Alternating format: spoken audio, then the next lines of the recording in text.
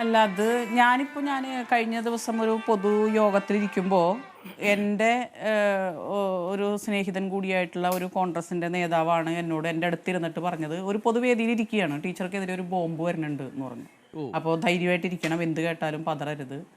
അദ്ദേഹം ഞങ്ങളുടെ കുടുംബ സുഹൃത്താണ്, കോൺഗ്രസിൻ്റെ ഇവിടുത്തെ നേതാവാണ്, കൗൺസിലറാണ്. അപ്പം ഞാൻ ചോദിച്ചു എന്താന്ന് ചോദിച്ചപ്പോൾ എന്ത് കേട്ടാലും ടീച്ചർ പതറരുതട്ടോ എന്ന് പറഞ്ഞു. ഞാൻ പറഞ്ഞു അതിപ്പോൾ എന്നെക്കുറിച്ച് അറിയില്ലേ, എനിക്കങ്ങനെ പതർച്ചയൊന്നും വരില്ല. അപ്പോഴാണ് പിന്നീടാണ് പറയുന്നത് വീട്ടിൽ വന്ന. ഞാനിപ്പോൾ ഇത് വീട്ടിൽ വന്നപ്പോൾ തന്നെ എൻ്റെ ഹസ്ബൻഡുമായിട്ട് ഷെയർ ചെയ്തു. പിന്നെ ഇവിടെ ഡോക്ടർ അരുൺകുമാർ സൂചിപ്പിച്ചതുപോലെ നമ്മളിപ്പോൾ 10-30 വർഷത്തെ കുടുംബജീവിതത്തിനിടയ്ക്ക് പെട്ടെന്ന് കൂടിച്ചേരണതല്ലല്ലോ.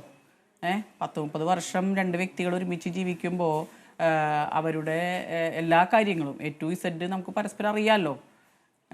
അപ്പോൾ പിന്നെ എൻ്റെ ഒരു രീതിയും എൻ്റെ ഒരു പ്രവർത്തന ശൈലിയും.